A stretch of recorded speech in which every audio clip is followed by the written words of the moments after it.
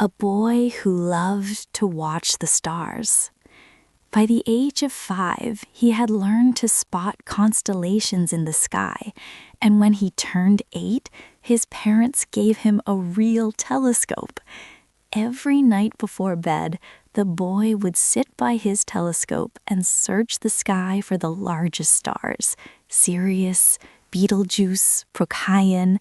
Then he'd look at other stars too, Achernar, Alpha Centauri, Arcturus, Canopus, Beta Orionis, Vega, and more.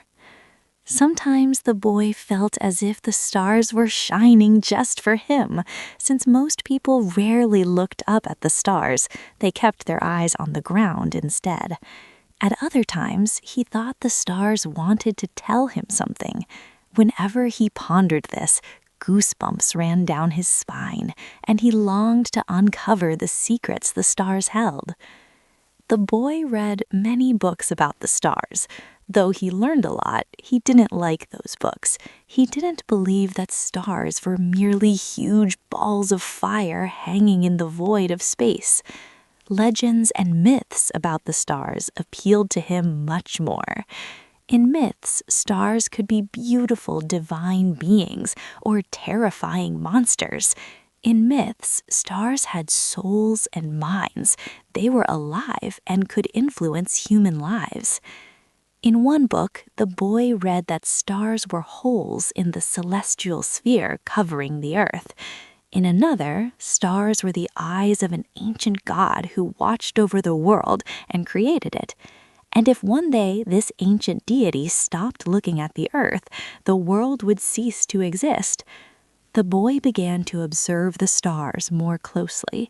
He noticed that if they really were eyes, they didn't belong to a single being.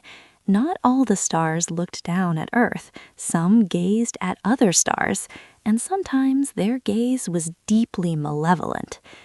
After realizing that the stars were someone's eyes, the boy was afraid to approach his telescope, yet he couldn't stop himself. He learned to distinguish different kinds of gazes: empty, kind, and malevolent. Empty gazes were the most common, while kind ones were the rarest. But the most treacherous were the malevolent stars. They pretended to be empty or kind, but when they thought no one was watching, they poured out such hatred that the sky around them turned gray and seemed to ache. One day, the malevolent stars noticed the boy watching them. From then on, whenever the boy approached his telescope, all the evil stars turned their gaze upon him at once. The boy stopped looking through the telescope and eventually packed it away in a box. Yet the evil stars kept watching him.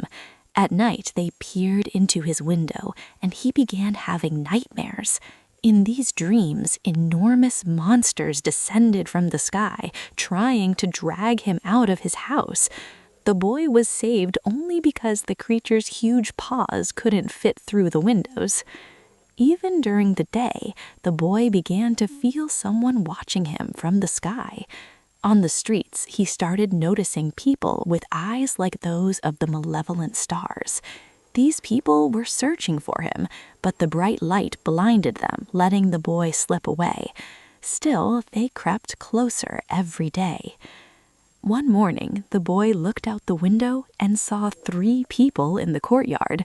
They were staring at him, seeing him even through the walls. Terrified, the boy screamed and called for his mom and dad, but when his parents entered the room, he saw in their eyes the same starry, malevolent gaze.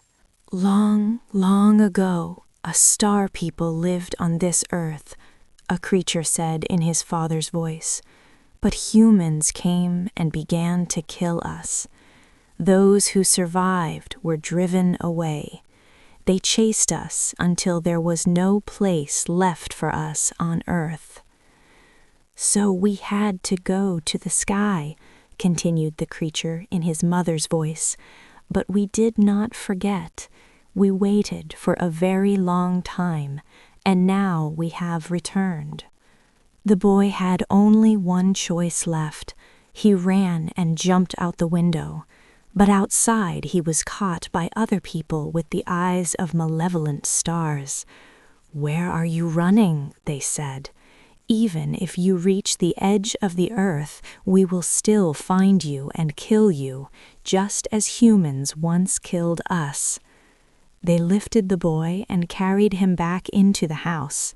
"We will take your eyes so we can see through them. Take your legs so we can walk with them. Take your hands so we can kill with them." The boy screamed, but the star people only laughed. "We will take your voice and your tears so you cannot cry or scream. What will you do then?"